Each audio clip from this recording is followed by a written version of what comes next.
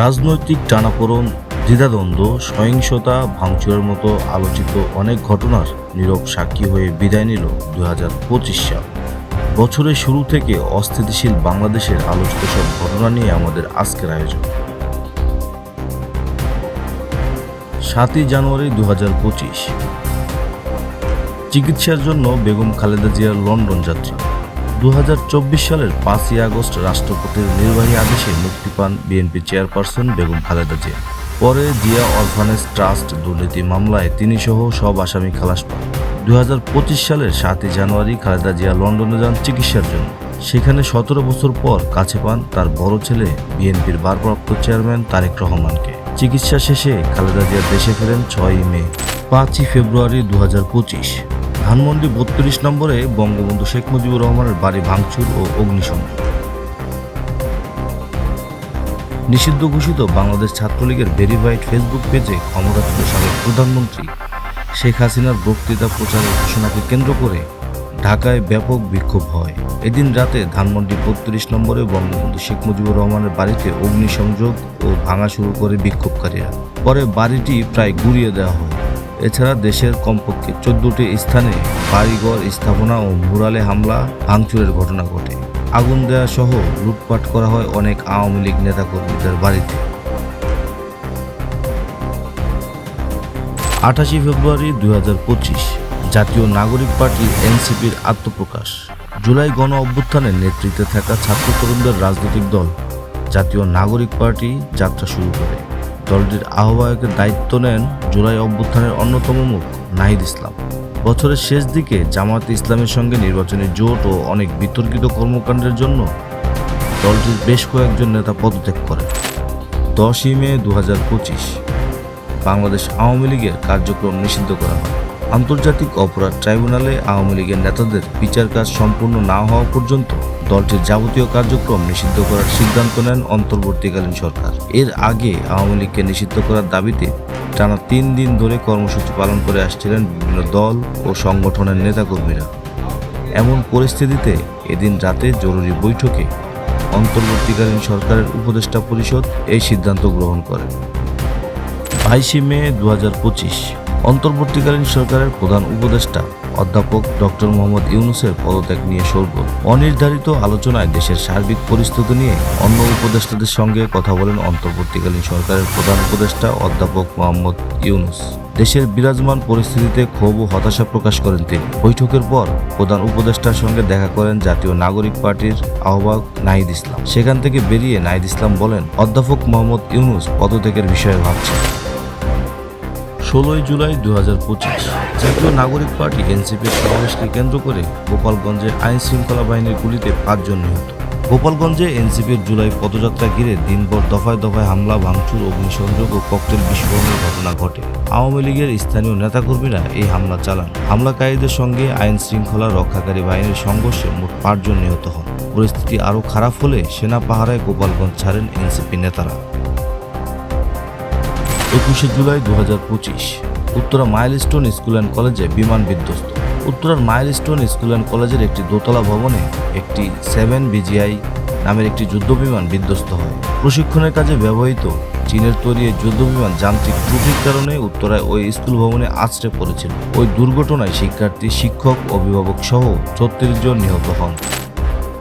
18ই October 2025, Shahjalal বিমানবন্দরের cargo ভিলেজে ভয়াবহ অগ্নিকাণ্ড।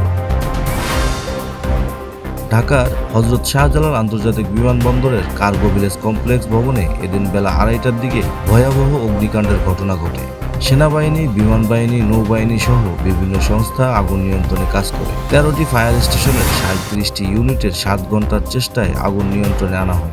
আগুন নেভাতে গিয়ে আনসার বাহিনীর 25 সদস্য সহ মোট 35 জন আহত হন। সে সময় 5 দিনে দেশের বিভিন্ন জায়গায় 3টি অগ্নিকাণ্ডের ঘটনা ঘটে।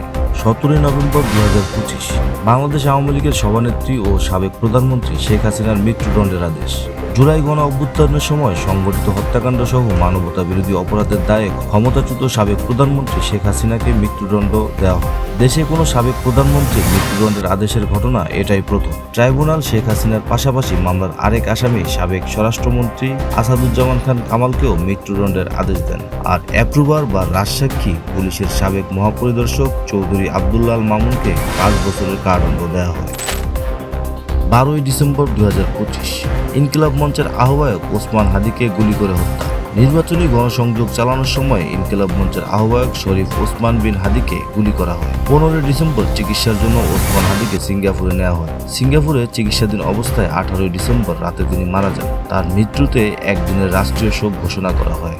20 ডিসেম্বর লাখ লাখ মানুষের অংশগ্রহণে জাতীয় সংসদ ভবনের দক্ষিণ প্লাজায় জানাজা শেষে জাতীয় কবি কাজী নজরুল ইসলামের সমাধির পাশে শহীদ হাদিকে দাফন করা হয়। হত্যাকাণ্ডের মামলায় প্রধান আসামি ফয়সাল করিম দেশ ছেড়ে পালিয়ে গেছেন বলে জানিয়েছে পুলিশ। 13 ডিসেম্বর 2025 সুদানে সন্ত্রাসী হামলায় 6 বাংলাদেশি শান্তিরক্ষী নিহত হয়। সুদানের আবেই এলাকায় জাতিসংঘের ঘাঁটিতে সন্ত্রাসী হামলায় বাংলাদেশ সেনাবাহিনীর 6 জন শান্তিরক্ষী নিহত হন।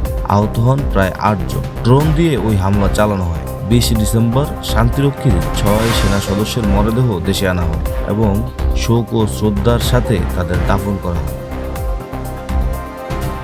18 ডিসেম্বর 2025 প্রথম আলো ও ডেইলি স্টার অফিসে হামলা ও অগ্নিসংযোগ। উদ্দেশ্য প্রণোদিত ও সংগঠিত সন্ত্রাসী হামলার শিকার হয় দেশের শীর্ষ গণমাধ্যম প্রথম আলো। একই সঙ্গে হামলার শিকার হয় শীর্ষ ইংরেজি সংবাদ মাধ্যম the daily star.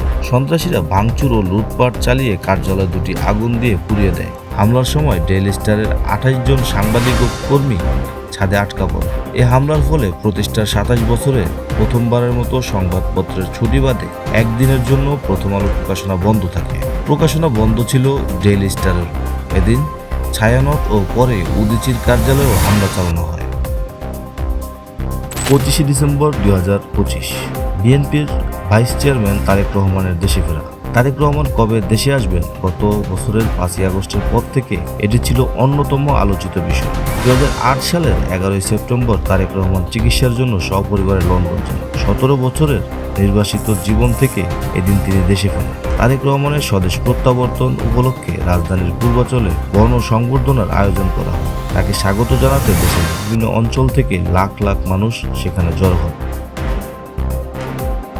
30 December 2025 BNP chairperson Begum Khaleda জিয়ার গৌরবময় বিদায়। বিএনপির চেয়ারপারসন ও সাবেক প্রধানমন্ত্রী খালেদা জিয়া এদিন মৃত্যুবরণ করেন। তিনি দীর্ঘদিন ধরে নানা অসুস্থতায় ভুগছিলেন। গত 7ই জানুয়ারি লন্ডনে তাকে চিকিৎসা দেওয়া হয়। তার স্বাস্থ্যের অনেকটা উন্নতি হয়েছিল, তবে নানা রোগে তিনি দুর্বল হয়ে পড়েছিলেন। 6 মে দেশে ফেরার পর তাকে কয়েক দফা হাসপাতালে নেওয়া হয়েছিল। 23 নভেম্বর তাকে রাজধানীর এভারকেয়ার হাসপাতালে ভর্তি করা হয়। 1 মাসের কিছু বেশি সময় তিনি সেখানে চিকিৎসাধীন অবস্থায় থেকে চিরবিদায় নেন। 31 ডিসেম্বর রাজধানীর মানিক মিয়া অ্যাভিনিউ ও জাতীয় সংসদ ভবনের দক্ষিণ প্লাজা এলাকায় জানাজা শেষে খালেদা জিয়ার মরদেহ জিয়া উদ্যানে তার স্বামী সাবেক রাষ্ট্রপতি জিয়াউর রহমানের কবরের পাশে দাফন করা হয়।